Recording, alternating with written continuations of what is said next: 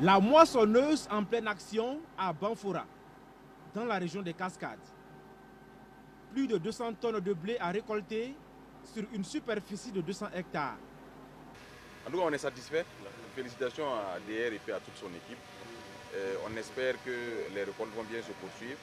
Comme je disais hier, DGPR a du pain sur la planche parce que voilà, il faut s'assurer de l'écoulement de tout ce qui est issu de cette production. Le ministre encourage les producteurs à accélérer les récoltes avant qu'une pluie ne tombe. Du champ de blé, le commandant Sombier se rend ensuite sur le barrage de Moussodougou dans la province de la Komoui. Ici, le ministre d'État chargé de l'agriculture et des ressources halieutiques procède à l'empoisonnement des cases flottantes. 100 000 alevins sont ainsi lâchés dans le barrage avec pour objectif d'assurer la consommation nationale en matière de poissons.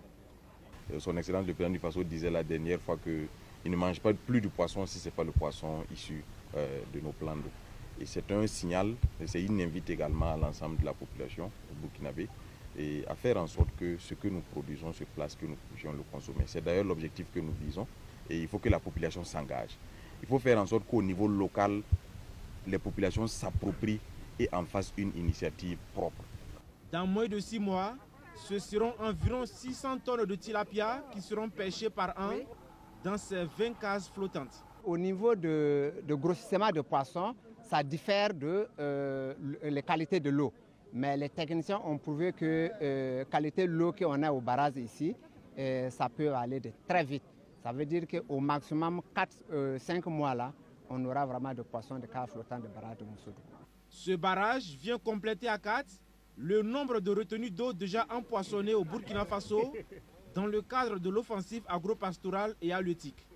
Alors notre vision, c'est de faire une région, une retenue d'eau. Donc nous sommes au 4e, donc vous comprenez qu'on a 13 régions, il faut faire la déduction. Donc on a encore 9 barrages effectivement à empoisonner.